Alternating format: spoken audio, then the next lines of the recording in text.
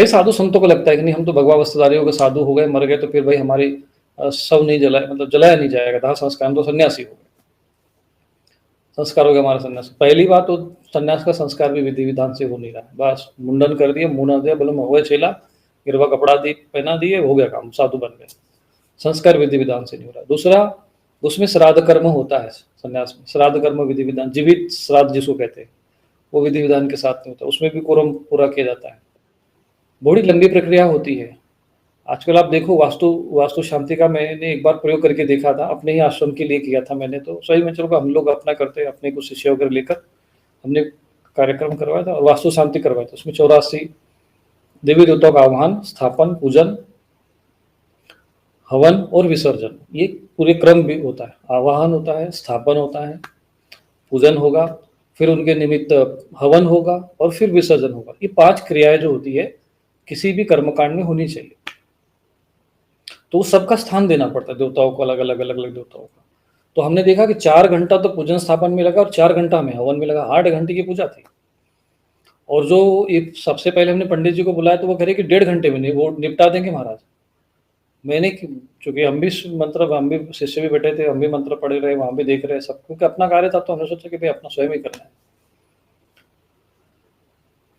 तो देखा कि ये ऐसे कर्मकांड छाट रहे हैं, न तो देवता का आह्वान, ऐसे ही विवाह में भी हो रहा है, हर संस्कारों के साथ ये हो रहा है। तो अधिकांश सब प्रेत योनि में जा रहे हैं। तो साधु संत बन गए, गर्वा वस्त्र पहन लिए हो, परंतु तो मन से साधु बने, न विधि, न संस्कार से बने, न विधि से बने, शास्त्र विधि का उल्लंघन हो रहा है।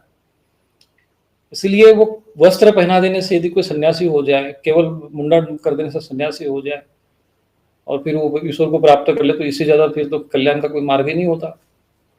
कई भिक्षमंगे से घूम रहे हैं, जो भोजन नहीं मिल रहा है तो चलो गरवा वस्त्र पहन के जो भिक्ष, उनकी संख्या ज्यादा है। यदि आज साधु समाज में भगवा वस्त्रधारी में देखेंगे तो 10%, 20% अच्छे विद्वान तपस्वी महात्मा को छोड़कर बाकी तो वैसे ही है। अब उनको तो साधु समझ कर लोग तो जलाएंगे नहीं, वो तो सब प्रेत बन के घूमेंगे। और ऐसा नहीं है कि बड़े बड़े साधु संत महात्मा भी जा रहे हैं प्रेत योनि में, क्यों? क्योंकि वो अपने संन्यास धर्म का पालन बिल्कुल कर नहीं रहे। मैं आज भी कहता हूं कि भारत भूमि में संन्यास, और वैसे भी लिखा भी कई शास्त्रों में भी है कि कलयुग में संन्यास ग्रहण नहीं करना चाहिए, या संन्यास का विधान नहीं है। विशिष्ट लोग, विशिष्ट आत्माएं ही इसका पालन कर पाती है। शंकराचार्य जी के समय में बात अलग थी, उस समय संस्कार विचार सब कुछ था, परिस्थिति ऐसी थी कि उन्होंने दे दिया। अब वो चीजों का पालन अब नहीं हो रहा है। तो वही है कि जैसा भोजन बनाते हैं, अगर आप भोजन की विधि है भोजन बनाने का, ठीक से नमक नहीं डाला, हल्दी 2 चम्मच की जगह 10 चम्मच डाल दी, 4 मिर्च की जगह 10 मिर्च डाल दी, अब उसमें नमक की जगह चीनी डाल दिया। जब हलवा के अंदर जैसे नमक चीनी डालना चाहिए तो उसमें नमक डाल दिया उतनी मात्रा में। अब जितना चीनी डालना चाहिए उतना अगर नमक डाल दो हलवा के अंदर, तो अब सोच लो कैसे हलवा होगा। तो जब आप उस विधि का पालन ही नहीं करोगे, विधि का करने को, तो वो उसका परिणाम कहाँ से अच्छा आएगा? वो तो बिल्कुल तहस नष्ट भ्रष्ट हो गया। वही सारी बातें यहाँ पर भी लागू होते हैं, विधि विधान ही नहीं रह गया, दाह संस्कार में नहीं रह गया। दाह संस्कार इतना आवश्यक है कि भगवान कृष्ण का भी मैंने देखा कि जो अन्य थे उनका भी दाह संस्कार हुआ, महाभारत में वर्णन आता है। तो अब क्या हो रहा है कि बस कुत्तों को और गिद्धों को खाने के लिए शरीर छोड़ दे रहे हैं। गंगा जी में हमारे यहाँ तो खूब लाश फेंकी जाती है, गवर्नमेंट सरकार सब समझा के थक गए, कोई नहीं सुनता। और कभी भी किसी भी धर्माचार्य को, आचार्य को, पुराणाचार्य को, किसी को सुनोगे नहीं आप लोग, ऐसे बातें कभी नहीं बोलेंगे वो लोग। राजनीति पे इनसे खूब बातें करवा लो, इधर उधर की एक दूसरे पे लांछन लगाना हो, एक दूसरे के विरोध में करना हो, फालतू की बातें करना हो, खूब इसमें करवा लो। लेकिन जो समाज की जो मूल धर्म संस्कृति और संस्कार जो लुप्त हो गया है, या जो संस्कार विचार समाप्त हो गए हैं, उस विषय पर चर्चा किया जाए, लोगों को मार्गदर्शन किया जाए, उस विषय पर ये लोग मौन रहते हैं। और उसके दुष्परिणाम भोगना पड़ रहा है पूरे समाज को। और आज पूरे अज्ञान अंधकार में डूबे हुए, सारा समाज अज्ञान अंधकार में डूबा हुआ है। अब गुरु ही नहीं रहेगा, क्योंकि अज्ञान तिमिरांधस्य से ज्ञानांजन सलाकिया, तो इनके पास ज्ञानांजन सलाकिया ही नहीं है, सलाका ही इनके पास नहीं है, तो कहाँ से तुमको ज्ञानांजन सलाकिया करेंगे? तो वो बड़ा स्थिति खराब है। तो ऐसे समय में हम भी बड़ा चिंतन मंथन कर रहे हैं कि कैसी भी तरीके से लोगों का उद्धार हो।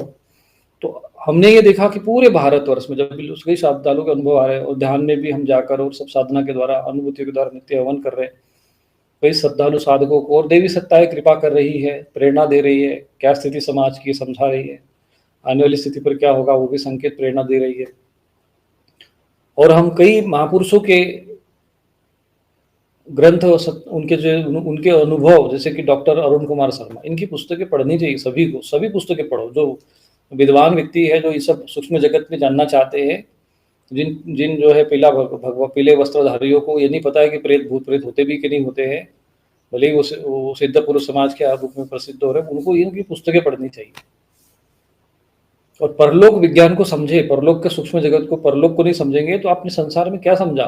तो राधा राधा करने से नहीं उनका मोक्ष होने वाला है।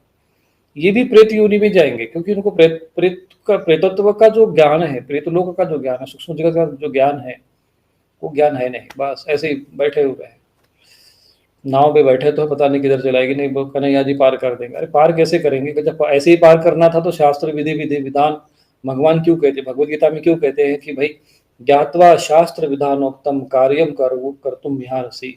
शास्त्र का विधान जानकर तब कोई भी कर्म करो। कोई भी कर्मों में भक्ति, भजन, भाव, योग, साधना, जब तब कर्मकांड सब आ गया। मन मर्जी का आचरण करने वाले लोग दुर्गति को प्राप्त होते हैं, ये उसमें लिखा है। न सो सिद्धि मवाप्नोति न सुखम न पराम गति नहीं होती इन लोगों की। इनको लग रहा है कि हमने पीले कपड़े पहन लिया, भगवा कपड़ा पहन लिया है, सब बस राधे राधे कर रहे हैं, हरे राम चल रहा है, तो हम सब मुक्ति प्राप्त जाएंगे। भले ही तुम जब कर्मकांड का विधि विधान के साथ जब सभी जो तुम्हारा दायित्व और कर्तव्य का निर्वहन नहीं करोगे, ये सब चीजें किसी काम की नहीं है। अर्जुन के सामने भगवान के उपस्थित थे, पर अर्जुन से कहा कि भाई जब तक तू अपना कर्तव्य कर्म ठीक से नहीं निभाएगा, तेरे साधु बनने से तेरा कल्याण नहीं होने वाला है। युद्ध कर, पहले तेरा कर्तव्य वही है। तो सबका कर्तव्य निर्धारित किया। तो ये सब विधि विधान के कारण कई प्रेत योनि में घूम रहे। अच्छा, ये चीज का प्रैक्टिकल हमें तब समझ में जब हमने बजरंग बाण अभियान चलाया, और वो बजरंग बाण अभियान के अंतर्गत परम संत तुलसीदास जी महाराज जी ने जो ज्ञान समाज को देकर चले गए, क्योंकि वो कलयुग में ऋषि थे, कलयुग के ऋषि थे। वो जिस तरीके उन्होंने रचना की, वो एक ऋषि की रचना है। माना कि जो आज वर्तमान में रामचरितमानस उपलब्ध है, उस विषय पर कुछ थोड़ी शंका संदेह हो सकता है, क्योंकि उसको जलाया गया था, उसको नष्ट कर दिया जाएगा, फिर पुनः लिखी गई थी। अब उसमें कुछ पता नहीं क्या ऐसा कुछ हो गया हो, वो बात अलग है। लेकिन ज्ञान का जो विषय है उसमें अद्भुत है। उन्होंने अच्छे अनुभव लिखे हैं। और उसमें अन्य जो उनकी रचनाएं हैं, जैसे बजरंग बाण, हनुमान बाहु, संकट मोचन आदि जो अष्टक है, वो कल्याणकारी है, बड़ी प्रभावशाली है। संत की वाणी है, देवी ऊर्जा उनके साथ लगी हुई, तो लाभकारी है। बजरंग बाण का हमने अपने जीवन में तो बहुत शुरू से ही हमने, चूंकि ऐसी कृपा हो गई थी कि हमें अनुभूति इतनी अच्छी हुई कि मैंने तो देखा कि वाह क्या बजरंग, बस हमें तो हनुमान जी ही दिखते थे और बस बजरंग बाण दिखता था। हनुमान जी के अतिरिक्त हमारा कभी ध्यान किसी अच्छे देवता, अनेक देवता तो थे मान लीजिए, पर मुझे लगा कि हनुमान जी प्रत्यक्ष देवता है, और देवता जो है आकाश से पता नहीं कौन से लोग से नीचे उतरेंगे, दर्शन देंगे कि नहीं देंगे। हनुमान जी बिल्कुल पृथ्वी पर ही रहते हैं, तो इनको ही सिद्ध करते हैं। खूब लगे उनके पीछे हम, जब तक कुछ हुआ नहीं तब तक हम पीछे छोड़ा नहीं। तो वो जो स्थिति है, वो जिस स्थिति में ये हमने देखा बजरंग बाण पढ़ा है, तो ये चीजें प्रकट होने लग गई। जहाँ समाधि है, साधु महात्मा गढ़ा है, वहां पर थोड़ा सा पढ़ा। मैं कई ऐसे समाधि स्थलों पर रहा, कई जीवन में उतार चढ़ाव आए मेरे, कई कष्ट झेला है मैंने। अब अगर यदि इसी प्रकार की घटनाओं को पढ़ना है, जानना है, तो डॉक्टर अरुण कुमार शर्मा को जी को पढ़ो। हमारे जीवन में भी घटित हुआ, लेकिन अब हम सब कुछ बताएंगे नहीं, लोगों को समझ में आएगा भी नहीं अभी। जब तक व्यक्ति जीवित रहता है, ज्ञानी पुरुष जो है जीवित रहता है, जो वास्तविक ज्ञानी सिद्ध महापुरुष जो भी होते हैं, उनका महत्व लोगों को समझ में नहीं आता। महत्व तब समझ में आता है जब उनके वो ग्रंथ लिख के चले जाते हैं, जब वो साधन तपस्या करके जब लोग से निकल जाते हैं, तब उनको समझ आ रहे बड़े सिद्ध महापुरुष थे, बड़े ज्ञानी थे। अब जैसे डॉक्टर अरुण कुमार शर्मा थे, बड़े विद्वान ज्ञानी तपस्वी, केवल लेखक नहीं थे, वो अनुभवी थे, साधक थे। और उन्होंने प्रेत से लेकर परमात्मा तक सब चीज विषय पर उन्होंने, हिमालय से लेकर पूरा तिब्बत और पूरे भारतवर्ष के जितने भी ऋषि मुनि योगी वर्तमान में पुरुष रहे, ऐसे अद्भुत अद्भुत उसमें वर्णन लिखा उन्होंने, और सब उन्होंने सत्य लिखा है। उस अब हम लोगों के मस्तिष्क के बाहर, इसलिए स्वाभाविक है कि जिसने कभी किसी आदिवासी क्षेत्र के व्यक्ति को, जिसने कभी कुछ, जिसको विज्ञान का पता ना हो, भौतिक विज्ञान का पता ना हो, अब उसके सामने तो मोबाइल रख दोगे, मोबाइल के द्वारा कि देखो यहाँ बैठे बैठे हम लोग इतना कॉलिंग कर सकते, बात कर सकते हैं, तो वो तुम्हारे तो बोलेंगे कि भई ये देवलोक से आ गए, इसको मारो काटो, इनका जो विशिष्ट आत्मा है, तुमको वहीं पे तुम्हारा राम नाम कर देंगे। तो वो लोग इसको जो है वो समझ नहीं पाएँगे। तो जैसी स्थिति अध्यात्म वो आज उनके लिए, आदिवासियों के लिए जैसे इस मोबाइल की स्थिति है, ऐसे ही हमारे लिए अध्यात्म जगत हम जानते नहीं है।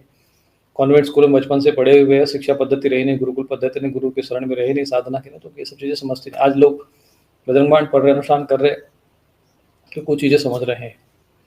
तो इस बजरंग बाण अभियान से ये चीज़ें बहुत सारी चीज़ें बाहर आई हैं और समाज को